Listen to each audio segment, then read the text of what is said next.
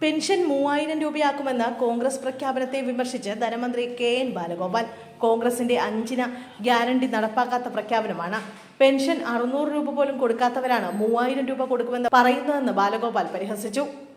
സംസ്ഥാനത്തിന്റെ ധനസ്ഥിതി മോശമെന്ന് ഇനി പറയരുത്. KSRTCയിലെ സൗജന്യ യാത്ര വലിയ പ്രഖ്യാപനമല്ലെന്നും KN ബാലഗോപാൽ പറഞ്ഞു. ഖജനാവിൽ പൂച്ച പെറ്റി കിടക്കുന്നുവെന്ന് പറയുന്നവരാണ് VD സതീശനും കൂട്ടരും. ഇനി കേരളത്തിന്റെ ധനസ്ഥിതി മോശമെന്ന് പറയരുത്. 600 രൂപയുടെ പെൻഷൻ 18 മാസം UDF കാലത്ത് കുടിശ്ശികയായിരുന്നു. UDF പ്രഖ്യാപനം നടപ്പാക്കുന്നതല്ലെന്ന് ജനങ്ങൾക്കറിയാമെന്നും മന്ത്രി പറഞ്ഞു. കട്ടപ്പുറത്തായ KSRTC ബസ്സുകൾ ഓടിത്തുടങ്ങിയത് ഈ സർക്കാരിന്റെ കാലത്താണ്. KSRTC ജീവനക്കാർക്ക് ശമ്പളം കൃത്യമായി നൽകിയതും LDF സർക്കാരാണെന്നും മന്ത്രി KN ബാലഗോപാൽ വ്യക്തമാക്കി. KSRTCയിൽ സ്ത്രീകൾക്ക് സൗജന്യ യാത്ര, കോളേജ് വിദ്യാർത്ഥിനികൾക്ക് പ്രതിമാസം 1000 രൂപ, ക്ഷേമ പെൻഷൻ 3000 രൂപയായി ഉയർത്തും. ഉമ്മൻചാണ്ടിയുടെ പേരിൽ ഒരു കുടുംബത്തിന് 25 ലക്ഷം രൂപയുടെ സൗജന്യ ആരോഗ്യ ഇൻഷുറൻസ് തുടങ്ങിയ പദ്ധതികളാണ് കോൺഗ്രസ് നേതാവ് രാഹുൽ ഗാന്ധി പ്രഖ്യാപിച്ചത്.